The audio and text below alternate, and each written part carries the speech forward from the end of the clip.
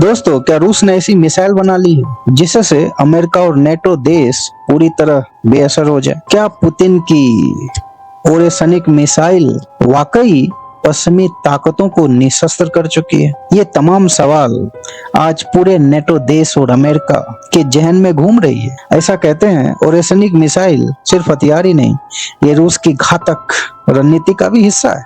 ये ओरेसनिक मिसाइल की गति 3 किलोमीटर प्रति सेकेंड, 11,000 किलोमीटर प्रति घंटा से कहीं अधिक इसकी रफ्तार, और इस मिसाइल के विस्फोट के समय लगभग सूर्य की सतह के समतुल्य तापमान उत्पन्न करने वाली ओरेसनिक को परमाणु हथियार से भी लैस किया जा सकता है।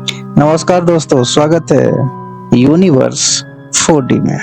ओरेसनिक रूस की सबसे खतरनाक हाइपरसोनिक क्रूज मिसाइल मानी जाती है। इसकी स्पीड 10 मैक से अधिक तक बताई जाती है, यानी आवाज की रफ्तार से 10 गुना तेज।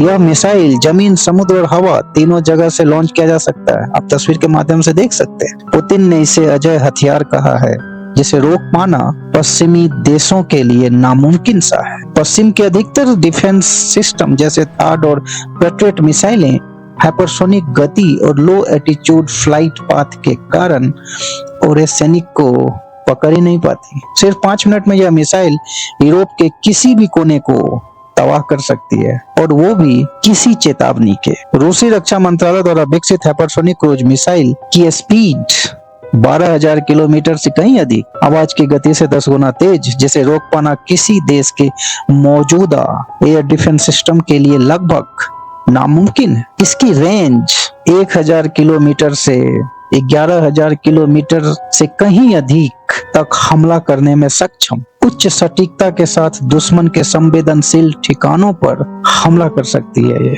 और ये किसी भी प्लेटफॉर्म से लॉन्च किया जा सकता है, फिर चाहे वो युद्धपोत, फिर चाहे वो सबमरीन हो, वायुसेना के लड़ाकू विमान, और जमीन से भी इसके द्वारा हमला कर सकते हैं। इसमें गाइडेड सिस्टम लगे हैं, वो गाइडेड सिस्टम जो हमारे उपग्रह में लगाई जाती है। साथ ही साथ इसमें navigation system, autonomous targeting system. इसके अलावा ये मिसाइल स्टील्थ टेक्नोलॉजी से भी लैस है। ये low radar signature tracking system, avoid tracking system, manual flight pattern जैसे तमाम स्टील्थ टेक्नोलॉजी से लैस, ऑटोमेटेड, किसी भी प्लेटफॉर्म से लॉन्च, अमेरिका की टॉमहॉक से 10 गुना तेज और चीन की DF-ZF से अधिक मैनुअल और एडवांस। ये मिसाइल पूरी तरीके से रूस का एक ब्रह्मास्त्र है, जो हाइपरसोनिक स्पीड के कारण मौजूदा एयर डिफेंस सिस्टम जो कि अमेरिका के पास मौजूद है, जैसे थार्ड और पेट्रियट, काम नहीं करते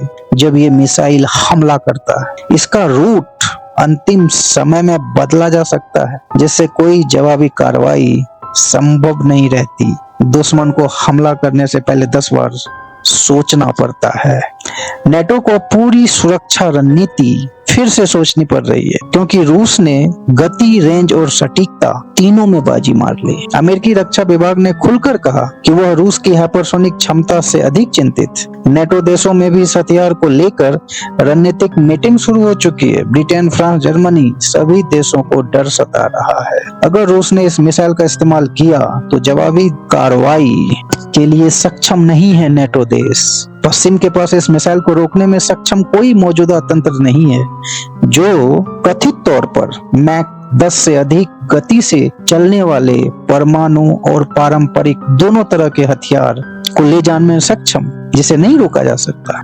यह हथियार शक्ति संतुलन को आसानी से रूस के पक्ष में मोड़ रही है, और इसे आधुनिक युद्ध में एक क्रांतिकारी बदलाव आप कह सकते हैं। पुतिन जानते हैं सीधी जंग में अमेरिका से भिड़ना आत्मघाती होगा, लेकिन हाइपरसोनिक हथियारों से डर पैदा करके वो पश्चिमी देशों की राजनीतिक और सैन्य पकड़ को कमजोर कर रहे हैं।